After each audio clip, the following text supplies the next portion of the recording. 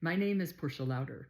I spent 5 years in federal prison, over 3 months in county jails, over a month in the SHU or isolation cells, and I was transferred on Con Air all over the country in chains and shackles for real estate fraud. So some people say, why didn't you go to a lower security camp?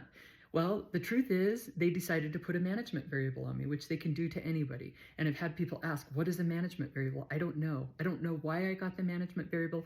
All I know is that I ended up doing a lot of my time at a higher security prison. And when I was transferred in chains and shackles with marshals with shotguns and stuck in isolation cells and spent hours on a plane and on a bus in chains and shackles, chained to someone else where I wasn't allowed to use the bathroom. And all that can happen in the United States. And it's kind of crazy because you wouldn't know it before you experienced it.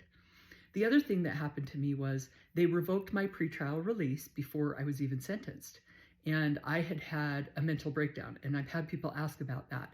So I was at the federal courthouse in Salt Lake City, Utah, the day a man was shot on his first day of trial.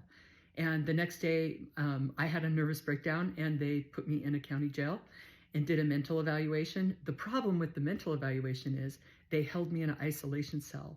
And so it really made my mental condition much worse.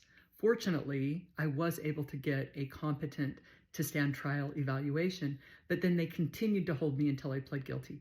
Now, I thought that was terrible. How could they do that to somebody in the United States? But the truth is, I found out they do that to most people. I had been very privileged at that point not to have had that experience. So anyone that's been a part of the justice system would think this is just normal stuff, but I hadn't been a part of the justice system, so it surprised me. Now, what I want to say is on the other side of that, I'm not mad at the justice system. I became the best version of myself while I was in prison. I struggled with addiction before I went to prison, and I'm actually grateful for what I learned and who I became.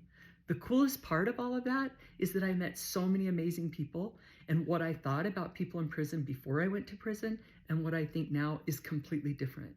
I have so much love and compassion and faith in the people that I met.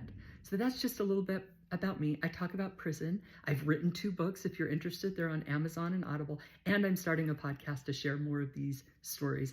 Thank you guys for following along.